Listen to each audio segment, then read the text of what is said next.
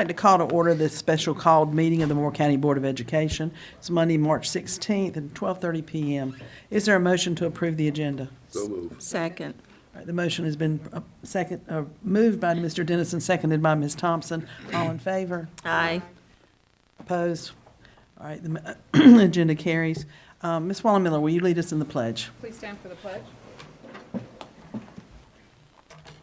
pledge allegiance To the flag of the United States of America and to the republic for which it stands, one nation, under God, indivisible, with liberty and justice for all.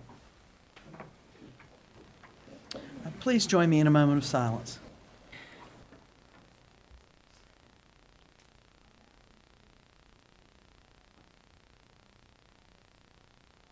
Thank you. Okay, so the day we had hoped to avoid has arrived. It's not a snow day, it's not a hurricane day, it is a virus day. Is there such a thing? And the closing of the Moore County schools and schools all across North Carolina was taken out of our hands and decisions made for us on Saturday afternoon. We are here today to gather details on school closing and on the continuation of programs while the schools are closed.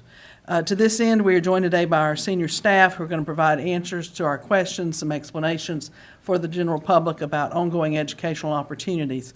We're joined today by Dr. Tim Locklear, as Dr. Grimacy had a personal errand he had to complete today.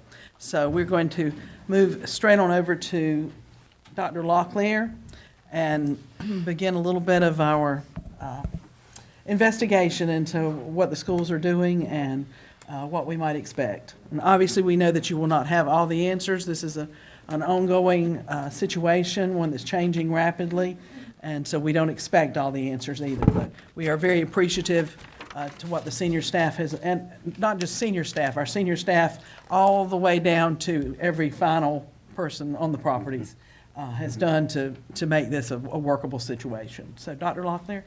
Thank you, Chair Carter. Yes, I echo your gratitude and appreciation, and we definitely want to start off by sharing that really over the last 2+ weeks, our entire team has been working to prepare and plan prior to the governor's executive order closing schools for at least the next 2 weeks. I really want to express our gratitude and appreciation to our team across the county office, throughout our departments, all the way down to our principals, our staffs, and the jobs that they've done preparing for the potential of this happening. Really, first want to give a little information about all of those departments and the work that they've been doing. Our Office of Student Support Services, led by Dr. Seth Powers, have really been working 2+ weeks around utilizing what we have in place we call Pandemic Emergency Action Plan that they've been using and monitoring. Dr. Powers and Phyllis Magnuson, our Director of Nursing, have been in daily communication with our Moore County Health Department, getting daily updates, monitoring the situation. Dr. Powers has attended meetings with our county staff, emergency operations staff at the county, and have been in communication with them constantly, continue to be, and monitor the situation. And then, that monitoring, that feedback, that constant communication is what led us to some decisions that we made towards the end of last week around canceling field trips and around canceling district events and athletic events. And so that's certainly want to commend their leadership and their work there. I also want to commend the leadership and work of John Baraff and his team, our maintenance department, our custodians that have been out working in our facilities, keeping them clean, keeping them safe, sanitizing them, our maintenance department working to keeping them operating properly, and our transportation department as well, looking to raise our standard on how we're sanitizing our buses and making sure they're clean and they're safe. And also want to give a little information that John has shared with me this morning around our continued planning. We've been planning over the last week around how do we feed our students during this time that we're out of school and what plans and preparation we can put in place for that. Our Director of Child Nutrition Services, Jan Lovelady, has been working over the last week. She's been talking to our community partners that operate summer feeding programs. So we've been looking at that, preparing and thinking about that. And with the governor's executive order, we know that's a priority for the governor. It's a priority for us to figure out a plan to be able to feed our students. And so John and Jan and Dr. Bowie are working on a plan by the end of this week to have a plan together where we'd work with our community partners. And we really are considering all options and how we put that plan together, from setting up using our schools for distribution centers to working with those community partners, to going to them, to delivering. We really have all options on the table, and we're working to put that and finalize that plan. Jan was just meeting with, doing web conferences with the state this morning and through midday, and so that's something that we're continuing to fine tune, and we'll have a plan that will communicate more out by the end of this week. Also, great work has been done by the Academic Student Support Services team and our principals and our teachers around putting a continuity of learning plan together. And I really want to commend the work that all of our team has done with that. Our directors, our specialists, our coaches, our principals that have really vetted that plan, and we had it in front of our teachers at the end of last week for them to take a look at it and process it and get us questions and feedback. And I'd like to ask Dr. Metcalf if he'd come up and just give a little more detail around that plan, if that pleases the board. That would be great. Thank you, Dr. Metcalf. Thank you, Dr. Locklear. Madam Chair, members of the board, good afternoon. About 2 weeks ago, at Dr. Grimacy and Dr. Locklear's direction, I asked Steve Johnson, our Assistant Director of Technology, to flesh out a distance learning plan should we be out of school for several days or longer. At that time, we reviewed plans done by other districts. A number of districts, particularly those in areas where there's a lot of snow, have plans that are already in place. We looked at Transylvania County, Brevard, and we looked at several counties in South Carolina who have plans already in place. As we developed our own plan, we had some goals. First, we wanted our plan to trust in our professional teaching community who know their students the best. We wanted to provide some flexibility, but also some consistency across the district. We also wanted to be realistic. It can't be the expectation that a teacher can continue to offer a full school experience, but we can offer activities, ideas, and resources for students to practice skills and review content. Steve and I met with the principal consulting group, which includes principals at each of the school levels, elementary school, middle school, and high school, to gain their input. We got input from our digital integration facilitators. The whole group came together, and they, as you know, are master teachers who are clearly out-of-the-box thinkers. We also met with our full director team to get ideas and input, and out of those meetings came the Continuity of Learning Plan. The Continuity of Learning Plan is for the current closure period, March 16th through March 27th. The plan will go into effect on Thursday. This provides our teachers some prep time, although I know that a lot of teachers are already out there and have moved forward, and give them great credit for doing that. The plan is differentiated by grade span. The K-5 plan, the goal of the K-5 plan is to provide students with learning opportunities based on the standards and designed to maintain and strengthen skills that the students have already taught. Last week, Dr. Bridget Johnson, Director of Curriculum Instruction, and Steve Johnson's teams met and developed activities and learning opportunities for students. They developed a website of these activities as a starting place, just a starting place for teachers. The activities are ones that can be done at home without digital or online activities.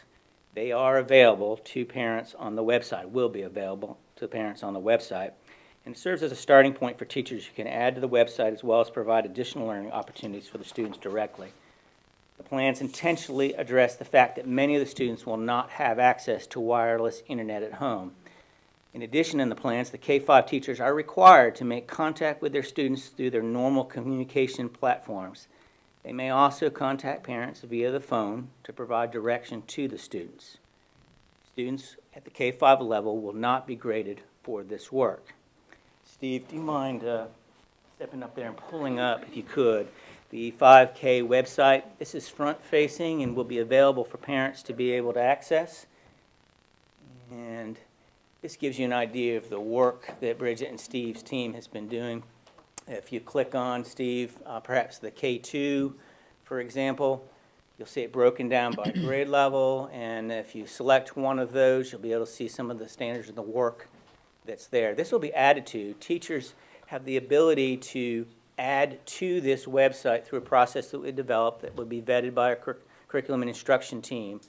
They can use this as a starting point. They can also work directly with their students and their classes, but this gives them a starting point, and parents access to some activities that they themselves can select to do at home. This supports the learning that has already been taught to our students and reinforces that work that they've already done.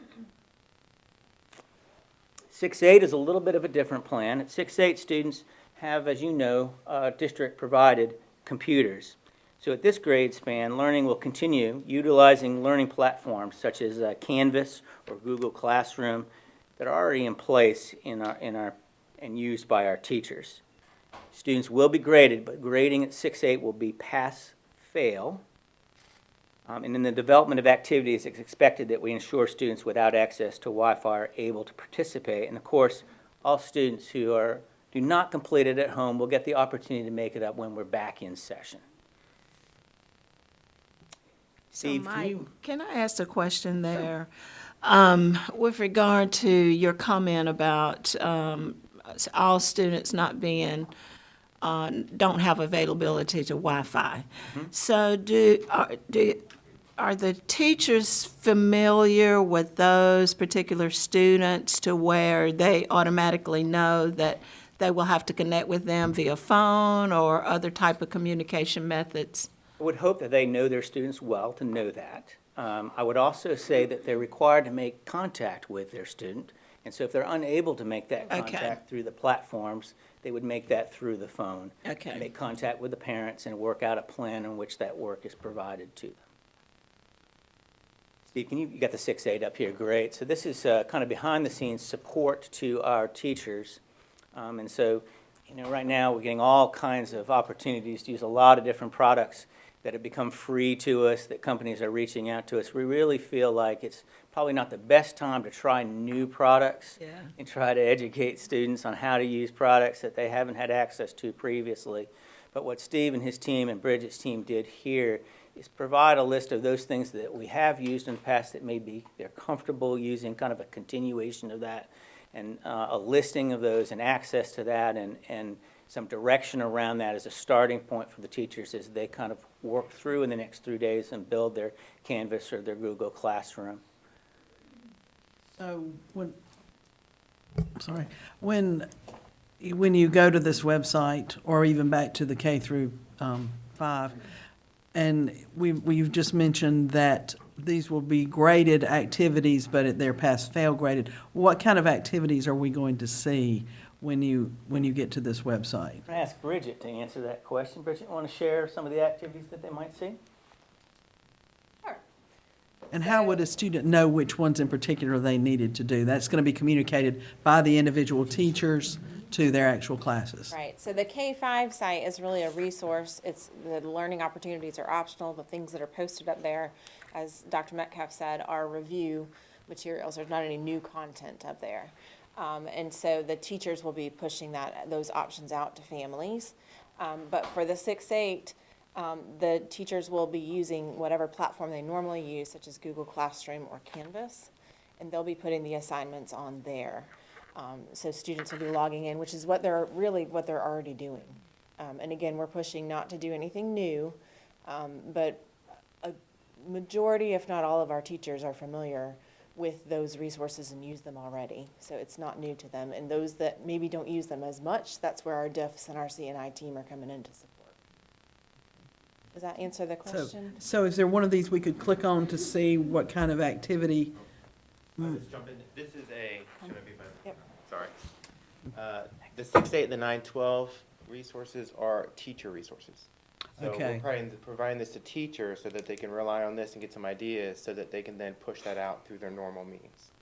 So these are Alright. not necessarily Thank you, family. Steve. This is the background. This would not be provided. So Exactly. parents will not be Gotcha. going to Provided this. to Gotcha. teachers to help support them Gotcha. in the development of their plans that they're pushing forward to the students through Canvas and Google Classroom and other learning platforms that they Thank may you. choose to use. So the audience of the K-5 site is really parents and families. The audience of the 6-8 and here the 9-12 site is really The teachers. for the teachers. And 9-12 is a little different. The stakes are a little bit higher. The classes are credit-bearing, and frankly, as I say, the stakes are higher for them. So this level grades in 9 through 12 will be taken and will count moving forward. Instruction will continue through the online platform, Canvas or Google Classroom. They use this currently, so it just continues using that platform. Students who are taking North Carolina virtual classes will continue to take their North Carolina virtual classes. Students who take classes through the community college will continue to take those online. Sand Hills Community College is working directly with those students. In the development of activities, again, it is expected the staff will ensure students without access to Wi-Fi are able to participate. And the tools being used, again, for the 9-12 level are ones that students and the teachers already use. And Steve shared some of the resources here and a little background. Again, this is behind the scenes. This is information and support being provided to the teachers as they develop and push out their Canvas or Google Classroom online program. Can you? Also, we'll be providing, I'm sorry. Oh, no, go ahead. Ms. Collins. We'll be providing support, exceptional education support. Our teachers will be reaching out to those students either virtually or by phone to provide them some additional support. And of course, our counselors and social workers will be checking in at our most at-risk students as well that they have relationships with. Central Service is going to provide some support too. We'll provide technology support, we'll provide content support, online platform support Steve will be providing. Students who have challenges with their computers can contact their teacher or school, and we'll refer to Kent or Steve, and we'll fix their computers and make sure they're operating properly. We know Wi-Fi is a tremendous challenge, and so we're trying to do some things around Wi-Fi. We've updated and will publish a map identifying the locations in which students can get free Wi-Fi. We'll share a list of companies providing free Wi-Fi. You may have seen Charter and Time Warner and others are opening up their systems for people who need Wi-Fi.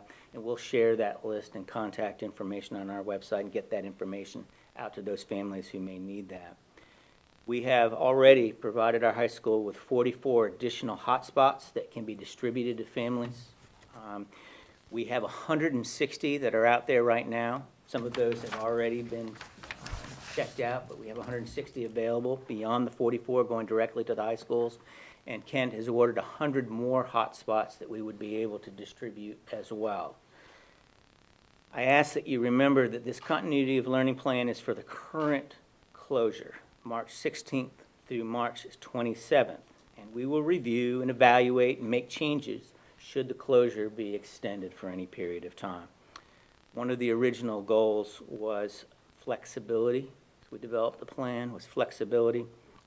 Our teachers and staff know their students, and they know what their students' needs are better than we do. And it's likely there will be differences from school to school on how the plan is implemented. And we're okay with that.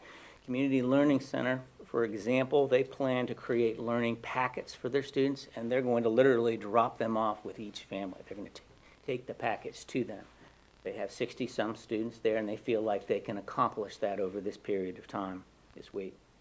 Northmore High School, we know we have some connectivity issues in the northernmore of the area, some challenges there.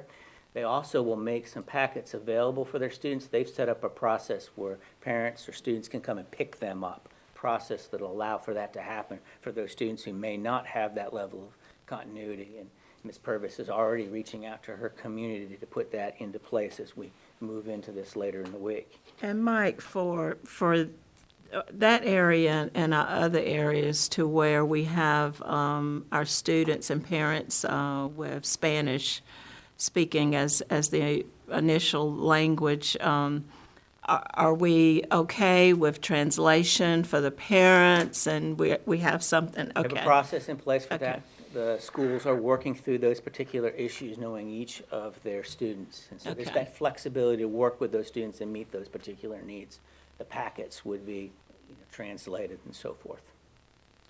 May I back up to the hot spots? Sure. That you mentioned. I know that we've had these available for students for quite some time now, and we appreciate I believe it was T-Mobile that got us started on this. Started that. With it. How would a family who needs a hotspot get one at this point? Contact their school. The schools have them and have them available to distribute them to them.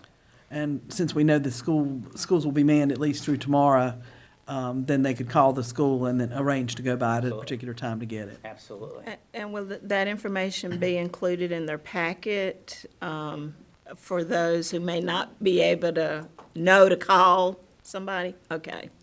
We'll communicate that message out. Okay. Murphy's going to talk about communication, and that's one of the things we'll talk about. What plans are in place with any community organizations to help with additional Wi-Fi spots? As I said, we're going to put together, we have already updated our list of where the free Wi-Fi spots are, and there's a number of them around in the county. We've had that list published before. Kent worked on that several years ago as we worked toward the one-to-one. We've now updated that in the past week, and we'll put that information out. We have not worked with any, we have not extended beyond just identifying those locations where a student may go to connect.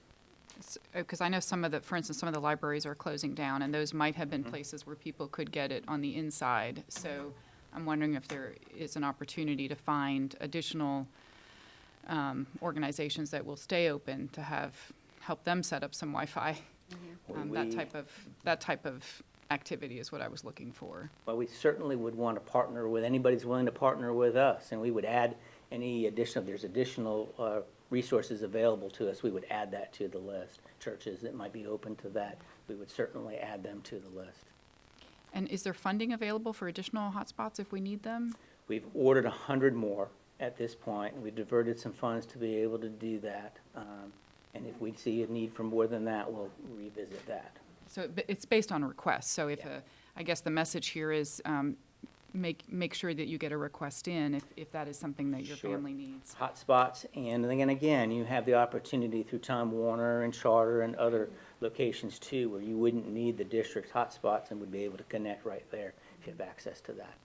Is there a page on our website that will list all these resources and it'll include the charter information and those that are offering free services right now? That is the plan, yes. Great. And where is the access to the K through 5 information that was on here? That will be on the website as well. Again, the plan doesn't go into effect until Thursday, Thursday. okay. And so we're still working to flesh out that K-5, add some more lessons to that. That work continues, and we will be ready later today, tomorrow, by Thursday, to have that out to the community.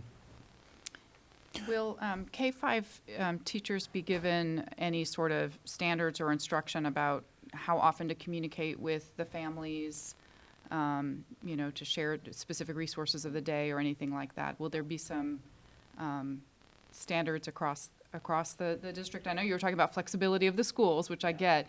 Yeah. Will that come from each direction to school? them at this point has been for regular communication. Regular, okay. And I personally would define regular at being at least once a week, perhaps more than that, depending on what you're doing within your particular class. But that communication could be as simple as using a learning platform that would go out to all students, or it could be individual, depending on the situation and the student and what the needs are there. Okay. And we'll acknowledge the fact that there's a difference between communicating with your 16 first graders or your 35 fifth graders. Yes, Yes. yes, Mike, you said that you've ordered 100 hotspots. yes. How many hotspots did we have initially? So, We have 44 that we've sent to the high school. We have 160 that are out right now. Some of them have already been checked out and have been checked out throughout the course of the year. So I'm not sure off the top of my head how many of those are left to be checked out, and then an additional 100 that we've ordered. okay, thank you. So these are interesting times. I just want to echo what Dr. Locklear said. Steve and Bridget, appreciate the work that they have done. In particular, I want to respect our teachers who are rising to the occasion. I saw some Facebook posts this weekend, teachers getting together and already Yeah. working together in their professional learning communities, developing plans, getting ahead of this. We had pushed out to the teachers this plan last week, got input from many of them, and had pushed it out, so they were aware if we were in this situation, they kind of knew what the plan was going to be. But even though they knew that they had 3 days to kind of develop their plans, they were working on Saturday night and on Sunday together, many of them moving forward. And I appreciate those who are taking care of our students in these interesting times that we're living in right now. One last question that I have is with regard to, I know you said that we would set up for food. We know that We have lots of students who require on that backpack pile system every week, and just making sure that they have food. And also our students who come to school and they depend on our nurses for different shots and medicines. I'm sure that's on the plan as well, to make sure that those students get their shots and get the medicines that they need for whatever condition they have. I think that's, might open a whole nother avenue of discussion before we get to that. So are there other questions about curriculum, instruction as it's going to be going on? I've had people ask me if this means we won't have to have end-of-the-year tests, thanks to, if the state would please drop all those. And of course, we have no answers to anything like that. This is a continually evolving situation. And all we can do is live up to it as it's happening right now. And obviously, our faculty and staff are doing their very best to make this happen. Will there be an email blast or a phone blast to come out sometime in the very near future to let parents know what's going to happen? Yes, ma'am. If I could ask Catherine Murphy, our Director of Communication, Laura May. I have one more question. Sorry, another question, I'm Mike. sorry, before you leave, Dr. Metcalf, just a question about IEPs, students That's on fine. That's IEPs. fine. What advice do you give to those parents, or We've reached what are out those to teachers doing? our schools this morning about IEPs, and certainly our schools are open and those would continue. So they're welcome to contact the school. Our teachers are contacting those are the appointments that are already in place. As long as their teachers are in session, we would be able to continue with the IEPs and meet those particular needs. The IEP meetings. The IEP meetings Right. and the support for those, yes. And could those happen over the phone, or do they have to be in person? Virtually is one way that can be done virtually. They can be done over the phone. We would work with the individual parent to see what's the best method to be able to do that. Okay, thank you. I have a question. The teachers have reported today and will report tomorrow. Going forward, do you anticipate them continuing to report to the schools, or will they be at some point allowed to work from home? That's a possibility we're considering, that working from home, telework, whatever the term you want to use.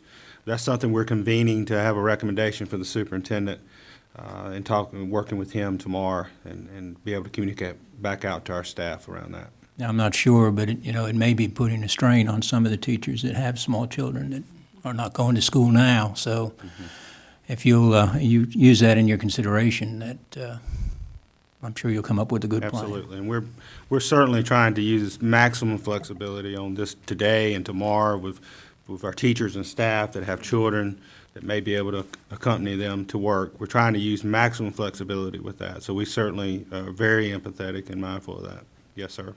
And I don't know if this question is for here, but what about our part-time staff? What are instructions given to them, those folks that don't come all the time?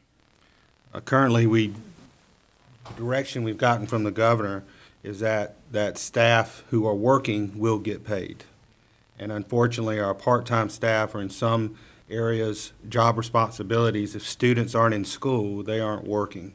And so based on that situation, either they're taking any appropriate leave that they can take per policy, or unfortunately may not get paid. But we certainly are hoping we'll get additional guidance, additional information from the state, additional guidance, information from the federal government, like we have in the past when we've had hurricane outages and we've been out for a period of time, and the legislature would pass, legislation that allows folks to be paid as if they worked, and certain, guidelines around that. We have not gotten that at this point. So you're saying that basically, even though they're home, they would get their regular pay and not have to use leave or anything like that? Not at this point. We haven't got Okay. that guidance. Okay. We've had that type of guidance in the past during a national emergency or a natural disaster. We have not received that guidance. Okay. And I'm making eye contact with Dr. Appenfeld as well. I believe I'm hitting this appropriately, but we have not got any additional guidance other than that. Other than if our folks are working, the staff who are working will get paid. Okay. Are we keeping track, just in case something does happen later, are people keeping track of those that are not working, that are part-time? So when somebody passes law or something, said they can get paid, we know exactly who they are and how much they get paid? Yes, sir, we have those records, we're able to keep track of She's that, saying absolutely. yes. Yes. Well, we know this could affects cafeteria workers, Absolutely. bus drivers, Everybody. a lot of Yes. other folks that fall into part-time positions, and are very valuable to us. Yes, ma'am. You know, back to the IEPs really quickly, there are some students who have, you know, medical interventions or or academic interventions. Are those, obviously you probably can't give, what are the plans for that? Are there discussions around that? Yes, Dr. Bullard is involved in those discussions. She's been working on that. We've gotten some direction on how to support those students from the state. She'll continue. Those are individual type situations, many of those, and she's working through them. Because we do have students who receive occupational therapy, physical therapy, Absolutely. speech therapy, whatever, in the course of a day that would not be in the school in order to receive that. So we would not want this to go on too long. It sounds like what I'm hearing from you, there's a lot being considered at this point, and we don't have all the answers just yet, but it's coming. We are waiting for, in many cases, waiting for direction from the state. But I would also say that our plan, I think, is a little bit more involved than what a lot of districts are doing. We've been working on this for several weeks. We didn't throw something together on Sunday afternoon or Saturday night. Steve, and we reviewed other plans and talked to a number of people, vetted it with a number of groups. We've been working on this for several weeks just for this type of situation. Again, it is our continuity of learning plan just for the next 2 weeks while we're closed. And we'll evaluate and review and see where we're at. And if for some reason this is extended beyond the next 2 weeks into another week or another week after that or for an extended period of time, we'll revise the plan for that next period of closure based on what we learn from the next 2 weeks. And there are going to be some things that maybe we miss and that we're backtracking on and working, the things that we will learn from our teachers as they put this into a place. And that'll make us better if we have to continue. But we think it's a really strong plan. We're really proud of the teachers' work around this. I think that our staff, whether it's our EC teachers, whether it's our regular ed teachers, whether it's our CTE teachers, which is a little different ballgame, and Amanda's working very hard on that. They're going to support those kids, whatever the challenges are. And one of our goals in that flexibility was to step back a little bit and give them the flexibility to do that, not try to think of every situation, because we can't. They know that better than us. We need to support them in doing that and provide them whatever they need so that they can provide those supports to those kids. So are we still having to maintain, as of right now, we've not gotten any direction as to how to maintain the number of hours that we're supposed to meet for instructional times? No, ma'am, there's been no additional guidance around calendar flexibility at all. You know, Okay. So we will continue So- under the current calendar law. And right now, excuse me, we're still planning spring break, the week of the 5th through the Yes, ma'am. 12th, or whatever day it is. First Okay. full week of April is the current Current, okay. scheduled spring break. That Until could we get other change, directions. Okay. based on additional feedback we get from the state or as the situation changes. Any other questions about curriculum? Yeah, Yeah, sorry. about the instruction? Thank you. Thank you again, and thank you to all of our teachers and support staff that are making this happen. Would it be possible for Catherine, just very quickly, just to Yes, share how we plan to continue to communicate with our parent community and community at large and staff? Catherine? Good afternoon. As you know, there's been quite a few voicemails and emails coming out from the district, going district-wide about all of this. Those regular communications will continue. I will say one point that the communicate system nationwide has been under a lot of stress. So some of the calls are getting delayed as they're coming out. So please just check your emails as often as you can. Check our website for updates, check local media, and that sort of thing, because that, you just try to have several points of contact with the district, in other words, of how you're tracking information. I will have Laura May run through the website. We revamped the webpage this morning. When you click on the website now, you'll be given this alert. You can minimize it by clicking the button in the upper right hand and then go to the page. As it's updated, it will be dated and time-stamped every time we add something new to it. So it's reminding people to please keep rereading as new information gets added. We have a brief overview of the continuity of learning plan posted there. We also already have the technology support for remote learning posted there. The status of school facilities, which I'll go over in a second. And then we have it by section, issues that might be of interest to parents and students specifically. We have military families. We have staff information. And then what our response has been over the last week or so, how we are handling facilities, cleaning, how we're handling, addressing with our crisis plan, and then additional information to prevent, just more general information type of material. In the upper right hand, we have, and Laura's done a really good job at building this site, so I really want to give her a lot of praise for that. We'll add information as it becomes available to that section as far as events. So, for example, the March 20th registration day for kindergarten has been suspended. We'll provide more information as it comes available. Even though the governor's directive only went through March 27th, prior to that, we had already announced we were canceling field trips and those kind of things up through April 6th, and that still holds true. So that will be noted there as well. And then our April 2nd and 3rd event for engineers in K-5 classrooms had already been canceled. And then we have links there, helpful links to the county health department, the state, and the federal links at that location. Any questions about? Any suggestions on information to add? I'm absolutely happy to receive those suggestions. I think it would be helpful. I've been hearing from a lot of people who want to volunteer and help in some way. So mostly around nutrition, child nutrition, and ensuring that our students who require breakfast and lunch or backpack pals are able to receive that. And, I've heard from churches, I've heard from individuals, I've heard from nonprofit organizations, and if there's a way to direct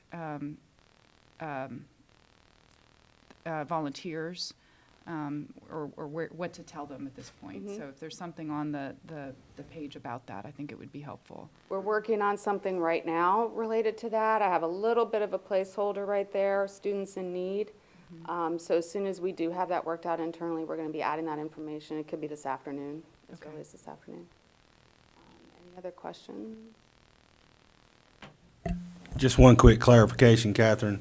Field trips are canceled until further notice. Oh, sorry. Yep. Yes. The district events, athletics, et cetera, at this point have been canceled until April 6th. Thank you. Yes. Sorry about that. That's good. Okay. I think if everyone could take the time once they're home to just look this over and explore it a little bit and see what's there. And then if you see something you think should be added, if you'll drop an email to Ms. Yeah, that'd be Murphy, great. she'll help us out with that. The other avenue that we stay in touch with our parents is our social media channels. So these are just a reminder. You can click directly to these from our homepage from www.ncmcs.org. But these are our handles for Facebook, Twitter, and Instagram. We're going to start maximizing the use of the social media a little above and beyond what we've been doing the last few days, now that we're kind of back in gear and fully staffed. And the communications department, the staff of 2. So taking all this on. So we'll be doing a lot more through social media as well in order to try to keep parents and students and staff informed on what's happening. This is not an exhaustive list, but this is a list of media that we stay in touch with regularly. So every time a parent gets an announcement, staff gets announcements, those go up on the website. They also get turned around and distributed to local media. So there's a lot of steps involved in putting out an announcement.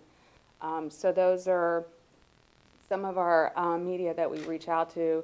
I have been getting calls from WRAL and ABC 11 just checking in to see what our status are. So you might also see that appear in Raleigh area media. But just a reminder of just some of the local media that we work with and we stay in touch with. We have an event. And, oops. Okay. Dr. Locklear wanted me to touch on really quick our access to our facilities for today and tomorrow.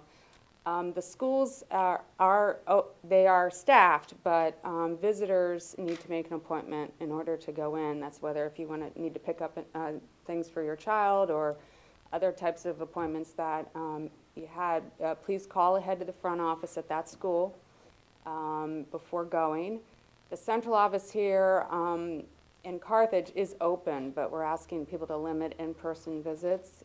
We much prefer that you make a phone call, 910-947-2976 during normal business hours if you need to reach the central office.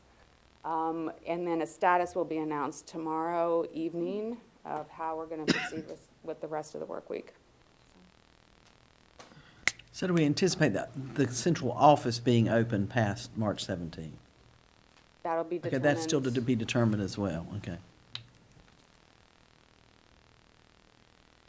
So, Dr. Metcalf mentioned if you had a computer issue, there would be, for a student, there would be a potential help available through Mr. Eklund or the DIFs.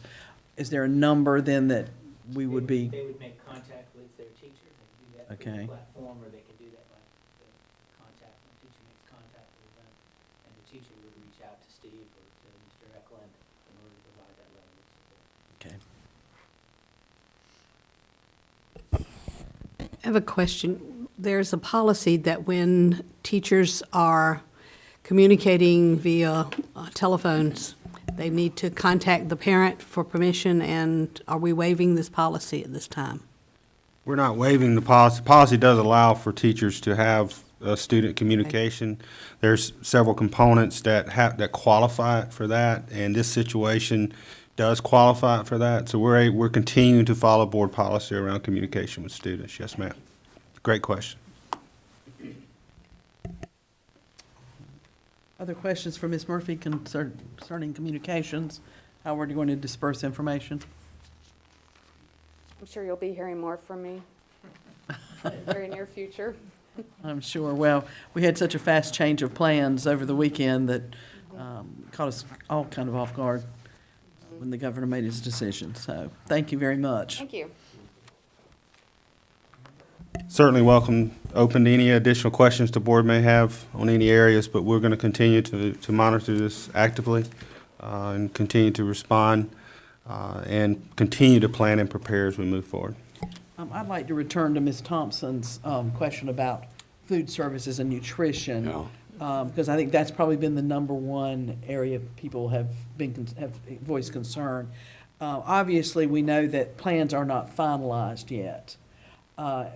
You said we anticipate announcing something before the end of the week, waiting to see what sort of funding is becoming available, distribution methods, working with community groups. Could you go a little bit into the community groups that we are in contact with now, who have the ability to go ahead and begin to provide meals? I'm going to ask John if he'll come forward as well. We have been in active communication with the Boys and Girls Club, and they've been in active communication with us, have been reaching out to us, Fallon Brewington, and the Boys and Girls Club. We're reaching out to other areas, like in Northern Moore, Northern Family Resource Center, and starting to try to create a plan with them as well. And again, I'm not trying to step on John's expertise here, but we're also looking at having maybe a designated site that is where we're going to be potentially producing the food and then getting it to those, delivering it to those locations, and possibly also the opportunity for pickup. But we haven't finalized those types of plans at this time. John, anything you want to add? Nope, you hit the nail on the head. All those groups that are commonly involved in serving families and students during summers and other periods of time, our child nutrition director has been in contact with beginning last week and beginning to open those dialogues for opportunities.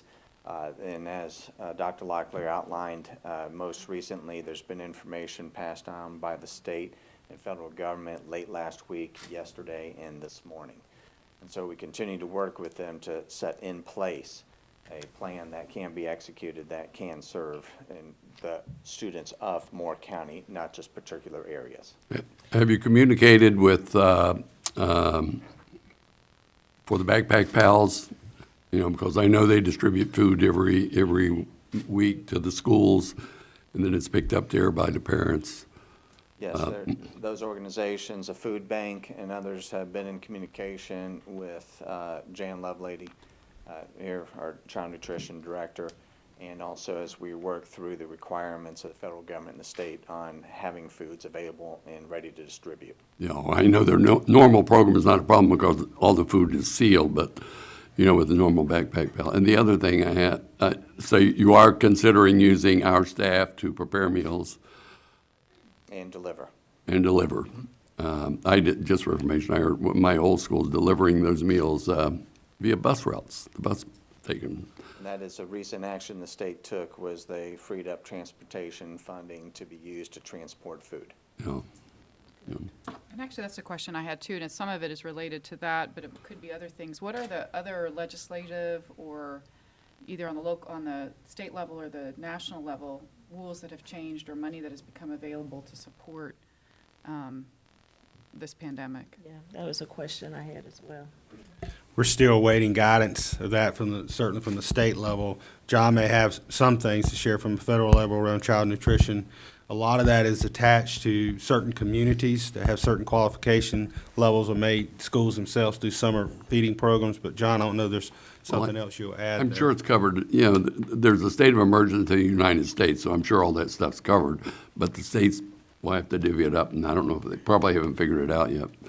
Still more unanswered questions than there are answers. That's really where we. But I appreciate that we're going ahead and trying to make plans with Yes. the assumption that the payment will come. We're going to do what's right for our kids and for our community, and we will have a plan in place by the end of the week. And this, just like Mike talked about, this will be the plan as we start right now. But we're going to learn. We're going to learn what we need to do better. We're going to know where we might need a higher level of supply, and we will monitor that and change that as we move forward. Absolutely. And touching on again donations for so many who have already connected and say, where can I donate? Who should we refer them to? Should we refer them to these clubs? I know that we have limitation and we cannot, you know, within the school system, but should we just say, reach out to Boys and Girls or Northmore Yeah. And that is Resource. something that, working with Catherine Murphy on fine tuning some of that announcements up there, we will have on there. Should you want to donate foods, these are the organizations to Okay. reach out to. Yeah, there's some real restrictions when you talk about we can't- other I people know. doing food. I mean, you got to be careful. We don't want to give somebody the okay and ends up not being okay. And it's countywide. We're in the process of identifying and counting quantities of foods that we currently have at the 24 school site locations to consolidate and bring in preparation and ready to serve students. So we're doing a lot of work already in bringing food in and getting it identified and ready to distribute. Well, and we have the ability that the food that we purchase is probably a lot cheaper than, for instance, like the Boys and Girls Club could purchase. The other thing I will say that the food that we're able to provide is Monday through Friday, and then the food bank, their Right. Backpack Pals is really to cover the weekend. So Yeah, that's but always that- something to but- keep but- in But in those mind. meals go to the schools. Right, they're distributed through the schools. Right. So, you know, if there are ways to, on Fridays, if folks come in Right. to get their warm meal on Friday, they could also get their distribution of the Backpack Pals Or deliver them there, at that time We've too. got a But lot. there's a lot to work through. There's a lot of coordination, and 1,150. I am grateful that this is something that that you and your team are looking at, Mr. Barath, because I do think it's critical for some of our students who rely on those as their hot meals for the day. Do you have a guesstimate at the number of students on free and reduced lunch within their system? I might get this just off, 42% to Approximately 40%, somewhere in that 40%, range yeah. right there. I can't remember the exact number, but I remember it being in the low 40s. Which is a lot of children when you're talking about almost 13,000 children. Other questions on nutrition? Obviously, much more to come along those lines, and I guess we'll get some more Catherine phone calls to tell us as things evolve with this. Do we face any loss from fresh food spoilage? Obviously, since we didn't know on Friday that school was going to shut down, orders must have gone in for fresh food items as well. We've already reached out to all our vendors to advise them that we are closed and not to make deliveries. The produce items that we do currently have would be some of the first items we'd be distributing to the children and be using those up sooner than later. And so that's why we're also doing the inventory progress to see expiration dates on products and items to make sure we bring those in as first items to distribute before they expire. Thank you. Thank you to Ms. Lovelady and all of her staff as well for They're doing a wonderful staying on job. top of this. Absolutely, for being proactive. That's wonderful. All right, other questions for Dr. Locklear and staff? It's ever evolving, and I guess I'll have to say to all of us, if you receive a question you can't answer, you know who to call. And Dr. Grimacy will be back in the office tomorrow afternoon, so. All right, with that, then we'll move on to our emergency board action. You've been presented with an agenda item titled, "The Delegation of Authority to Superintendent to Waive Board Policies as Needed to Respond to the Coronavirus Pandemic."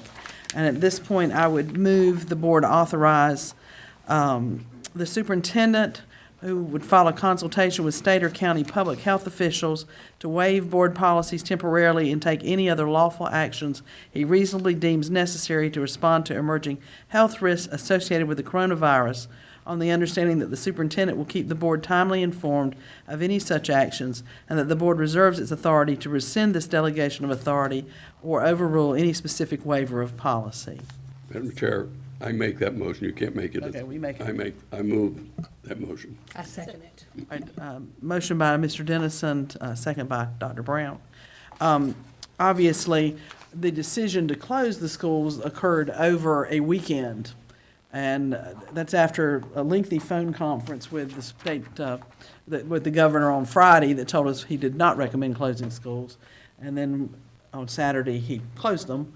So this policy would enable Dr. Grimacy, working with his staff, to make decisions that come up of emergency nature to best serve our population.